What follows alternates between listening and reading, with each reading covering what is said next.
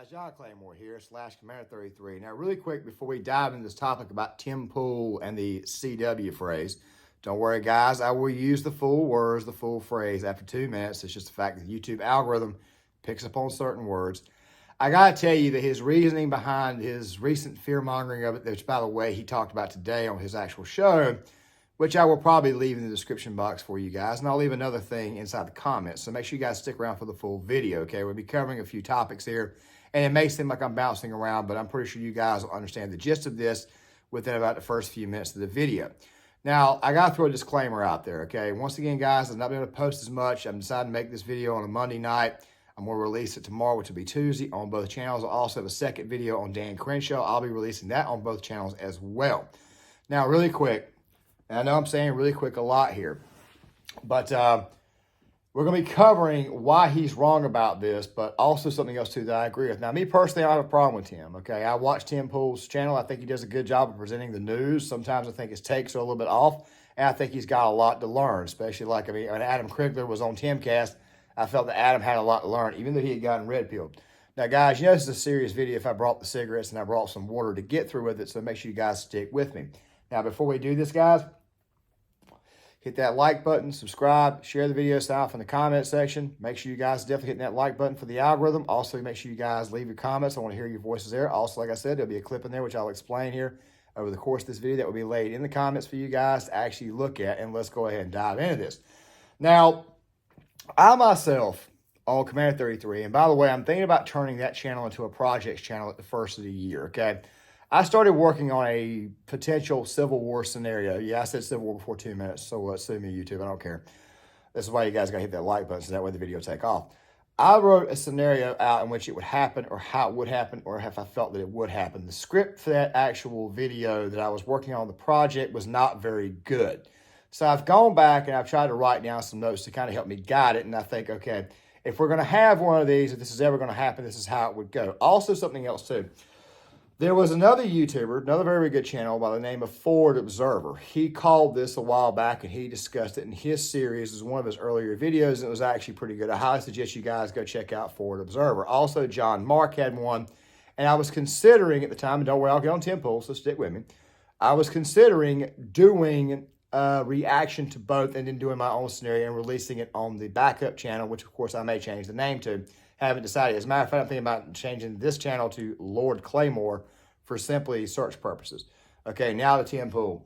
So Timpool was talking about, he read an article today talking about Civil War.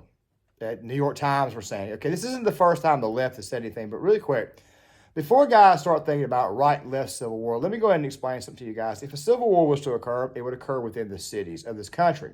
And I'll give you the issue that he cited here in a second. If it happens in the cities, it more than likely would be blue on blue. You see, guys, the Democratic Party, the left as a whole, their voter base and their power structure relies on single-issue voters.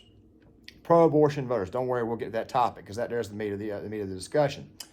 Pro-abortion voters. I mean, women's rights voters, equal pay voters, minority voters who have a social justice concern, social justice causes.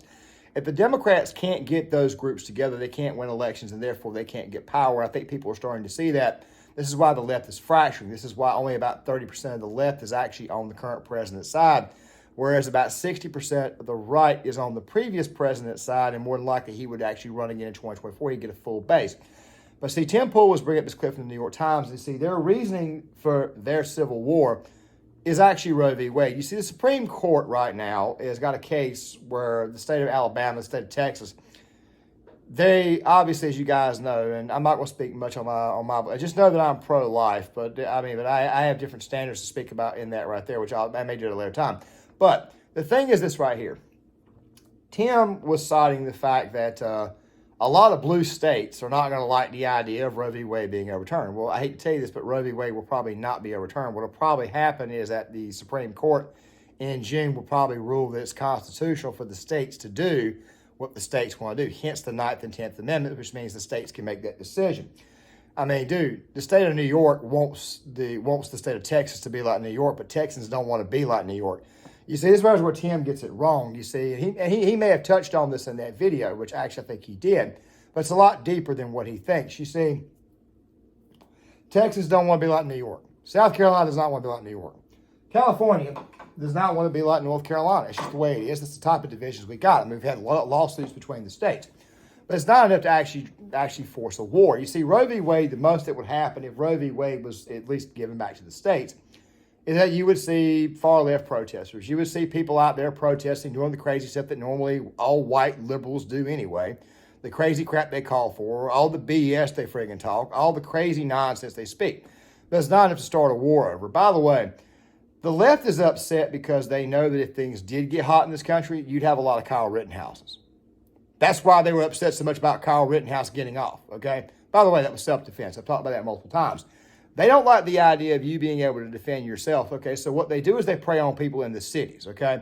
So if the thing ever went hot, it would mostly be in the cities itself. It would be mostly a city problem. It would be very, very bad, but for the most part, it would be in the cities because let's face it, if it ever went rural and it went hot, this crap wouldn't last very, very long. And most people who live in rural areas and small towns have gotten to the point to where they don't really truly care about what happens in the cities anymore. But look, Tim, I think, in my opinion, he's getting to the point to where he's starting to figure things out, but I think he's wrong about the reasoning. I wanted to make this video because, in my personal opinion, if something like this was to happen, it would not be over Roe v. Wade. Now, really quick, this right here is where the second half of this video is. This is where I want to talk about the other topic, because I highly suggest that people who listen to Timpool need to actually go and research this. They need to research how the country was actually founded and all the problems they had in the early stages of George Washington's presidency where they were looking at what direction they wanted to go. We'll use our own Civil War, for example. Many people believe that the Civil War was fought over slavery. I tend to agree that slavery was the meat of the issue. But I also believe that states' rights had a lot to do with it. And people like to debunk that issue and say, no, states' rights had nothing to do with it. Okay, well, if states' rights had nothing to do with it, then why was it that the southern states wanted to succeed? They felt they had been wrong. Now, by the way, you guys know me. I am not in no way, shape, or form in favor of slavery or anything like that. I'm just stating to you what the South's mindset was at that time. The North did not agree with that. A war happened. I personally think that war needed to be fought so that way the country could eventually come together and we could end slavery. Okay, you guys know what I'm saying, okay? We want that crap. I got to throw that out there before somebody hops in the comment section and says, oh, God, you're just racist. No. I'm glad the war was fought, and I'm glad slavery ended, okay? But the issue of slavery was brought up even during the American Revolution, okay? They kept bringing it up more and more and more. You see, civil wars don't happen overnight. It happens over multiple years and multitudes of problems. Now, there's a clip in the HBO special John Adams, and somebody on YouTube, and by the way, that's the clip that I'll leave in the comments, somebody made a YouTube video saying that Thomas Jefferson called a civil war a long time ago. I don't think he was speaking about the American Civil War that happened 1861 to 1865. I think Thomas Jefferson saw the end from the beginning. Don't you guys remember in your Bibles where God told you he knew the end, that he knew the end from the beginning? I think Thomas Jefferson may have been prophesying the end of the nation as it would eventually become from the actual beginning. Let me explain what I mean. When this country was founded, Alexander Hamilton eventually, as you guys may know, became the first Secretary of Treasury. Hamilton had the idea to give this country to create what we call a national debt, which, by the way, we still pay today. The national debt was designed so that way we could establish some type of credit around the world. You see, what we're living in today, the United States empire, global empire, everything you're seeing right now, is really the vision of Alexander Hamilton. Also, people forget Hamilton was also a military officer, so he had a bit of more of a military mindset. Jefferson never did this. Jefferson's idea was, he didn't even really want a military, to be honest with you, but Jefferson wanted the country to be more secluded. He didn't really want an expansionist nation at that time. And he didn't think the country should have to owe money to Great Britain or anybody else. As a matter of fact, it's a very, very good line in there where Hamilton talks about the debt, and then Jefferson says, I'm not so sure how a farmer who lives in Virginia is going to feel about paying a debt to a New York City banker who owes money to a banker in England. You see what I'm saying? You see, people keep on talking about these issues over and over again. You see, I think the U.S. foreign policy is ultimately at the end of the day what would actually cause it if it was to ever happen, not to mention the constant expanding of the government. You guys notice how the Democrats always push gun control, but yet they can never get it done? It's because deep down inside, I don't think they really and truly want it. They know it's a losing issue.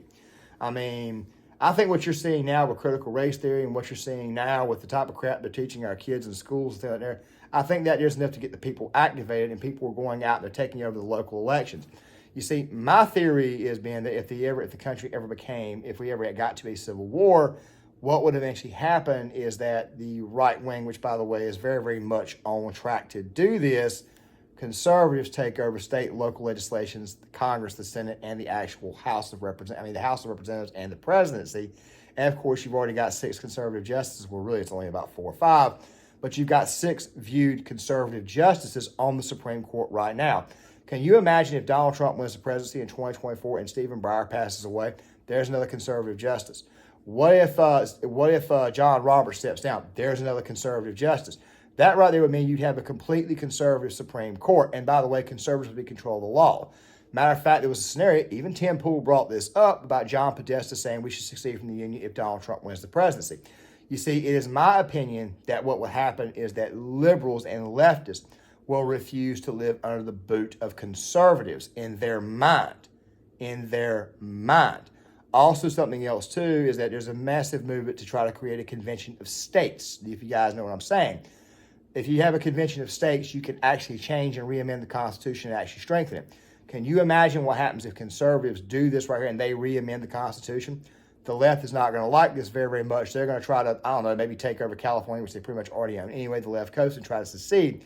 I think if anything happens, you might have a national divorce on that right there, and I think the conflicts will start in the cities because the Democratic Party is not exactly, or Democrat establishment is not exactly catering to the far left. If this thing starts, it will be because conservatives took everything back and liberals would immediately refuse to live with conservatives. Because let's face it, the liberals, quite frankly, they are the feminine side of this equation. Conservatives are the masculine side, liberals are the feminine side. I mean, dude, liberals scream and holler over anything and everything, so that should tell you right there that if they have an actual, like a father figure or a masculine figure telling them they can't do this, they can't do that, what do? They go out there and they riot, they scream, they holler, they do fights. You see, if a civil war was to occur, I think it would happen through the means of massive civil unrest in the cities. Abortion would not be the issue to do that. Abortion would just be one issue out of 100 to actually do that. And again, like I said, let me end this video with this note right here. Many people believe that going after the Second Amendment would be the issue that actually did it. I say to you, good luck. Even if the liberals were ever to appeal that, dude, you got over 400 million guns in the country. You got more guns than people. Good luck trying to get them. I don't think that's the issue that would start the Civil War. If anything, that issue right there would keep a civil war from occurring because they would say, okay, we got the authority to go do this. Well, what happens if you run up on people who are armed and they decide to fight back? Do you see what I'm saying? If you bring the military in, it's not going to look good internationally. So it's not a good idea to do that. So I don't think the Second Amendment would be the issue. The Fourth Amendment, possibly. More and more perversions of the First Amendment, possibly. The Fifth Amendment, possibly. My personal belief is that if a civil war is ever to start, it would not be over abortion. It would be over several issues rolled up in one that would eventually lead to Republicans and conservatives basically owning all the government offices or basically becoming the main lawmakers of the country. And I think that what would happen then is that the liberals would say, we don't want to live under this crap. We probably would not allow them to leave, and then they would fight back, and there's when you get your civil unrest and possibly your civil war and maybe even foreign intervention. Guys, Johnclaymore, Commentator 33 here. I will more than likely, and by the way, this right here is also going to be going into my Civil War topic, which, by the way, I wrote down for this video and stayed to keep myself, try to keep myself back on track with this video. Guys, I just figured I just want to go ahead and make this video, explain to you why I think Timpool is a little bit off on this issue. He's getting there, but I think he's off on it. Guys, once again, hit that like button, subscribe, share the video, sign off in the comment section, and I will see you guys later.